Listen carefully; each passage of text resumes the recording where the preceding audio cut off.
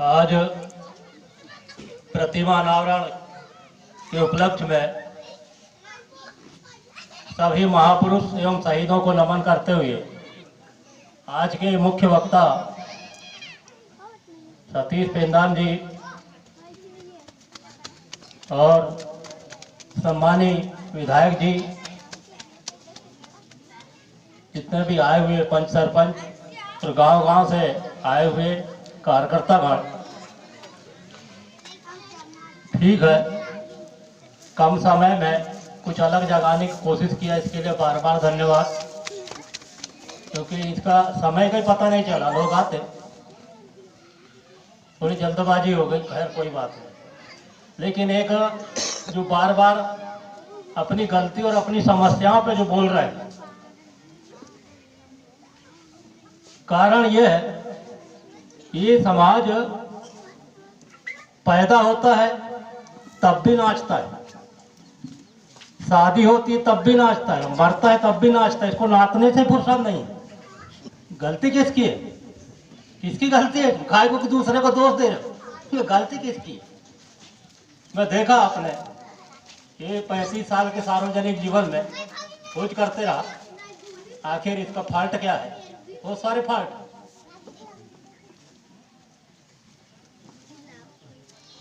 तो इस हालत में अब निकट भविष्य में बहुत जल्दी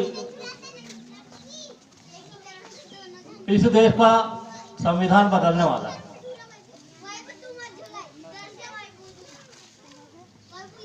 और इस समाज ने संविधान की सूरत ही नहीं देखा है।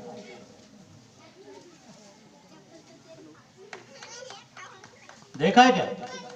जो समस्या की असली इंजेक्शन है उसी का पता नहीं है, तो कहाँ तीर लगा रहे हो, क्या कर रहे हो? ये झंडा मुंडा में तो समझ में नहीं आया आज तक। जो असली बीमारी का इलाज, असली दवाई, असली गोली, उसको खोजने की बजाय ये समाज जो 70 साल से भटकता ही रहा। कोशिश किया, यही के लोग बोलते थे, यही के सरपंच बोलते थे कि यहाँ पे 5वीं अनुसूची लागू नहीं। जो सरपंच है 20-25 साल से, उनको ही होश नहीं है। पूरे के पूरे 62 सरपंच आदिवासी बनते हैं ना, ये 5वीं अनुसूची का सबूत नहीं है।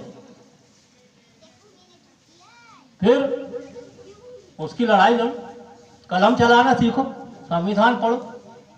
अब जो भी अधिकारी कर्मचारी कुर्सी में बैठा है, बिरसा मुंडा पढ़ के नहीं बैठा है, वो बैठा है कानून पढ़ के। कानून से ही उससे बहस करोगे जब समस्या का समाधान होगा।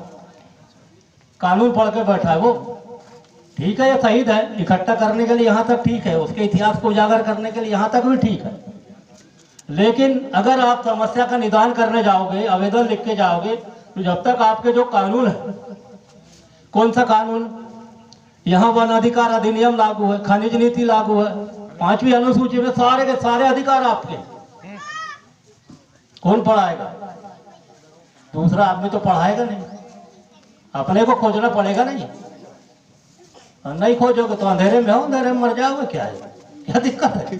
किसी को कोई फिक्र नहीं, अंधेरे में मर जाता है। मैंने तो अभी तक एक कोशिश किया हूँ। कई लोग 1% पूरी जिंदगी में 1% भी दिमाग खर्च नहीं होता और मर जाता है, दिमाग ही नहीं लगाता।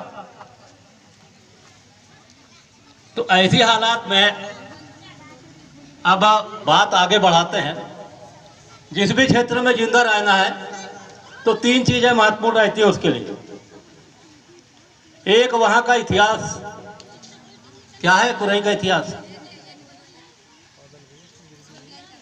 90 साल हो गए, इतिहास गुमनाम हो गया। बिरजू भाई 90 साल पहले मरा है, वो इतिहास है ये? कितने लोग जानते हैं उसको? ये इतिहास है। सर उठा के जीने का गोली खाया सीने में, किसी आदमी ने छिंगरी नहीं कटाया, उनकी बिल्डिंगें हैं, ढेर सारे मालिक बन गए, वो पटेल बन गए। और जिनका समाज सीने पे गोली खाया, इसलिए गोली खाया था कि मेरे अगले जो है ना, आने वाले पीढ़ी को तुम गुलाम बना के रखना 70 साल तक। संविधान होते हुए भी, आजादी मिलते हुए भी गुलाम बना के रखना, इसलिए गोली थोड़ी खाया था। इस जंगल सत्याग्रह में जंगल की रक्षा करने के लिए गोली खाया था कि मेरी अगली पीढ़ियां आबाद रहे। हैं क्या आबाद? जिस टूरिया की बात करते हो, जिस टूरिया में ये शहीद हुए, सारे वहाँ के जो है ना रिसार्ट गोंडों की जमीन पे बने, लीज पे बने। किसी को हो से लड़ने की, वो जो जिसकी जमीन है वो आदमी वहाँ बर्तन मांजते मांजते मर गया, कपड़े धोते धोते मर गया। ये इज्जत है, इस भूगोल का ये इज्जत है?